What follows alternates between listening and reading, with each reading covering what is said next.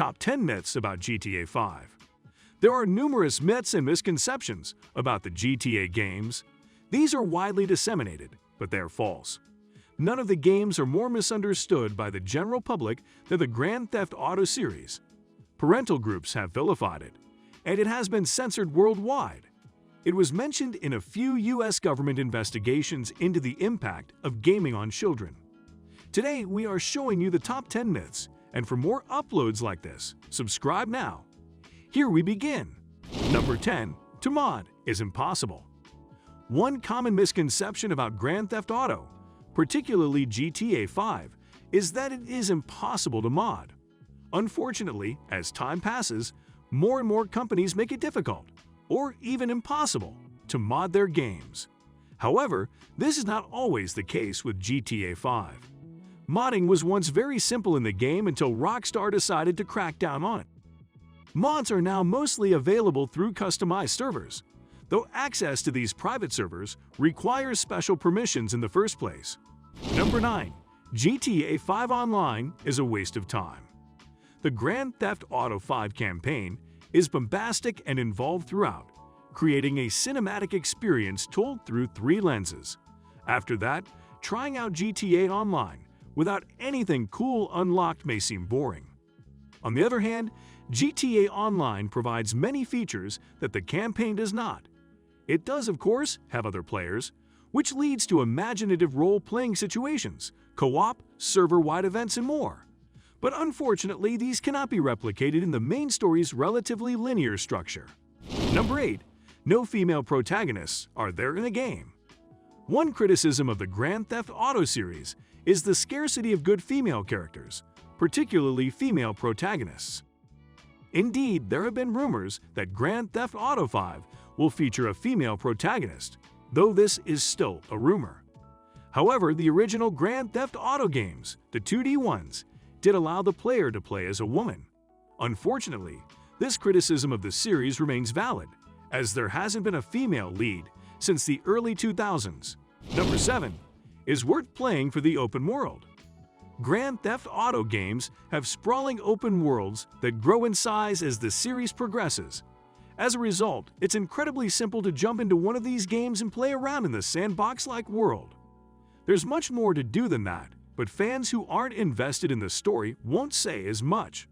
In some ways, the open world can feel a little empty, especially if the player isn't following a goal or a narrative.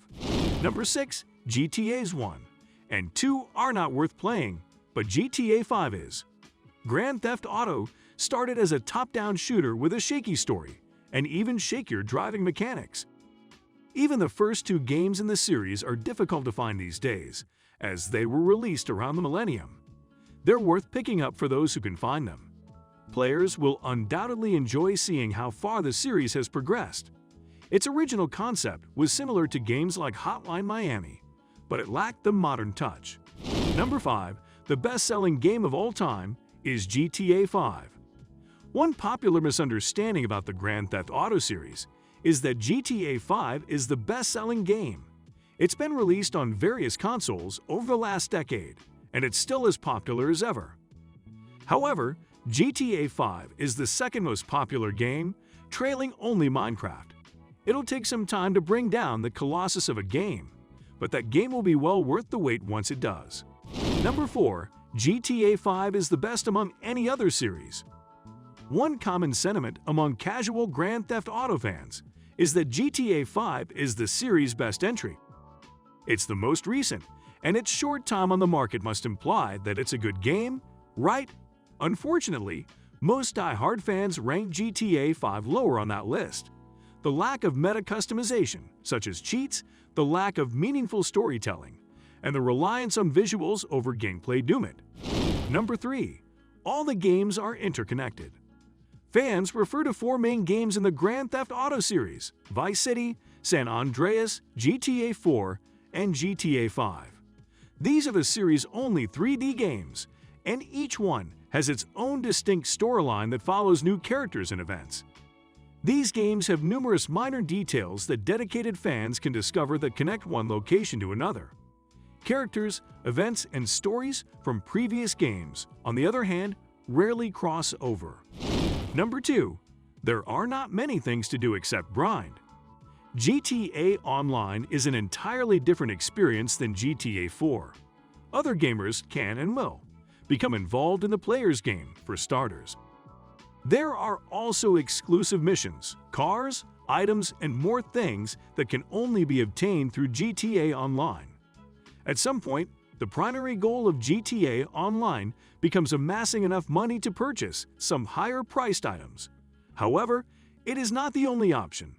Participating in client jobs, for example, is a much more enjoyable way to spend one's time than worrying about how quickly one can buy a yacht. Number 1. GTA 5 or all GTA versions are about drugs, prostitutes, and being violent. The most common misconception about the Grand Theft Auto series is that it is solely about being a criminal. This was the main question on the minds of parents worldwide when they discovered their children for the first time beating up pedestrians in-game. Each game in the series is set in a different setting and plays out like a detailed, intricate crime film. These elements, which some believe have an impact on players, are all minor components of the game's overarching stories. They are usually used to advance the plot rather than satisfy a sick desire. So, these were the top 10 myths about GTA 5. What do you think about these myths? Let us know your views in the comments section below. Stay tuned and subscribe for more uploads like this until the next video. See you soon.